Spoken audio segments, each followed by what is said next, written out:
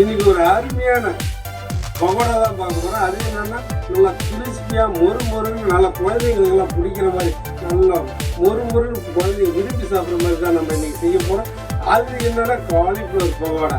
அதை நம்ம எப்படி மொறுன்னு எண்ணெய் போட்டு செஞ்சால் மொறுன்னு வருங்கிறது நல்லா பகோடா சாப்பிட்றாங்க இருக்கவே முடியாது. அந்த பகோடாவை தான் இன்னைக்கு நம்ம செய்ய போகிறோம். வாங்க ஃப்ரெண்ட்ஸ், நம்ம போய் பகோடாவை என்னென்ன போட்டு செய்யலாம்னு பார்க்கலாம். டேஸ்டாகவும் சுவையாகவும் மணக்க சமைக்கலாம். வாங்க.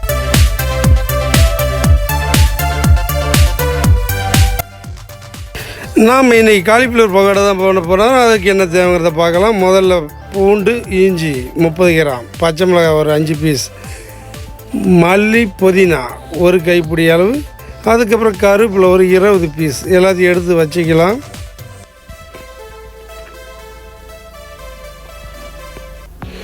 அதுக்கப்புறம் நம்ம என்ன பண்ணோம்னா மிளகாய், மல்லி, பூண்டு 3 சேர்த்து ஒன்றா கொட்டிக்கலாம். அதுக்கப்புறம் 1 டேபிள் ஸ்பூன் சோம்பு எடுத்து அதோடு கொட்டி நம்ம மிக்சியில் தான் கரகரன்னு இந்த மாதிரி அரைச்சி எடுத்துக்கலாம். அதை எடுத்ததுக்கப்புறம் நம்ம என்ன வேணுங்கிறத பார்க்கலாம். எண்ணெய் 3 டேபிள் ஸ்பூன், நாம் அரைச்சி வச்சுருக்கிற பூண்டு, இஞ்சி, பச்சை மிளகாய், சோம்பு, அதுக்கப்புறம் அரிசி மாவு 2 டேபிள் ஸ்பூன், கடல மாவு ஒரு 200 கிராம், தேவையான அளவு உப்பு, அதுக்கப்புறம் பெருங்காயத்தூள் ஒரு 5 கிராம்.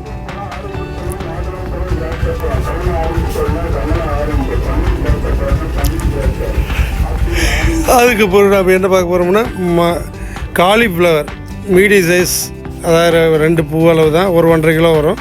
அதையும் நம்ம எடுத்து வச்சுக்கலாம். எல்லாத்தையும் ரெடியாக எடுத்து வச்சதுக்கப்புறம் காலிஃப்ளவரை அப்படியே வச்சு அதில் மல்லி புதினா அதோடு சேர்த்துக்கலாம், கருவேப்பிலை எல்லாத்தையும் சேர்த்து, அதுக்கப்புறம் சில்லி பவுடர் 1 டேபிள் ஸ்பூன் போட்டுக்கலாம், அப்புறம் பெருங்காயத்தூள் போட்டுக்கலாம்,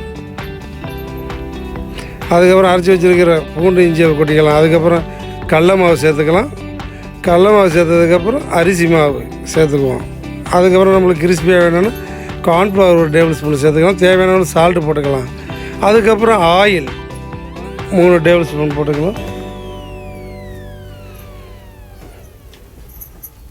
எல்லாத்தையும் போட்டு லைட்டாக ஒரு மிக்ஸ் பண்ணிவிட்டு அதுக்கப்புறம் தேவையான அளவுக்கு தண்ணி தெளித்து ஆட்டிக்கலாம். ஏன்னா ஆயில் லைட்டாக போட்டிருக்கேன், அதை வந்து நம்ம மிக்ஸ் ஆகிற அளவுக்கு பண்ணிவிட்டு அதுக்கப்புறம் ஆயில் தண்ணி ஊற்றணும்னா தேவையான அளவுக்கு எவ்வளோ தண்ணி தேவைங்கிறத தெரிஞ்சிடும். அதனால் தேவையான அளவு தண்ணி போட்டு பிசைஞ்சிக்கலாம், மிக்ஸ் பண்ணிக்குவோம். பாருங்கள், நல்லா மிக்ஸ் பண்ணி வச்சாச்சு. ஒரு 10 நிமிஷம் ஊறட்டும். ஏன் ஊறுனா காலிஃப்ளவரில் அப்போ தான் வந்து பகோடா வந்து கரெக்டாக மொறுன்னு அழகாக டேஸ்ட்டாகவும் கலராகவும் இருக்கும். பாருங்கள், இந்த மாதிரி நல்லா ஊறி வந்துருச்சு. வந்ததுக்கப்புறம் ஆயிலில் சூடு பண்ணி அதில் நம்ம இந்த காலிஃப்ளவர் பகோடாவை வந்து அப்படியே பொரித்து எடுத்து வச்சுக்க வேண்டியதான். ரொம்ப கிறிஸ்பியாக வேணாலும் கிறிஸ்பியாக போட்டுக்கலாம். சாப்பிட்டு லைட்டாக சாப்பிட்டா வேணாலும் சாப்பிட்டா எடுத்துக்கலாம். நல்லா சூடாக எடுத்து வச்சு சாப்பிட்டா அவ்வளோ அருமையாக இருக்கும். பாருங்கள், ஆயில் நல்லா கடாய் சூடாக பிறகு நல்லா பொரிஞ்சு வந்துக்கிட்டுருக்கு. பாருங்கள், இந்த மாதிரி குலுக்கி நல்லா நல்லா கட்டியாக இல்லாமல் மீடியம் சைஸாக நம்ம அப்படியே லைட்டாக உடச்சி விட்டு கிண்டிக்கலாம். பாருங்கள், நல்லா கோல்டன் கலரில் நல்லா ரோஸ்ட் நல்லா ஃப்ரை ஆகிட்டுருக்கு. நல்லா ஃப்ரை ஆகி வந்துருச்சு. நல்லா கலரும் அட்ராக்டிவ் நல்லா கலர்ஃபுல்லாக வந்துருச்சு. அதுக்கப்புறம் எடுத்து நாம் ஒரு ஸ்ட்ரைனரில் போட்டுக்கலாம். போட்டதுக்கப்புறம் நாம் ஆறினோடனே எடுத்து மொறுன்னு சாப்பிட வேண்டியதான் ஃப்ரெண்ட்ஸ். இந்த வீடியோ உங்களுக்கு பிடிச்சிருக்கும்னு நினைக்கிறேன். பிடிச்சிருந்தா லைக் பண்ணுங்கள், கமெண்ட் பண்ணுங்கள், சப்ஸ்கிரைப் பண்ணுங்கள். மறக்காமல் அந்த பெல் பட்டனை தட்டி விடுங்க. அப்போ தான் நான் போகிற வீடியோவும் உங்கள் நோட்டிஃபிகேஷன் ஓடும். அடுத்த ஒரு வெரைட்டிஸோட சந்திக்கலாம்.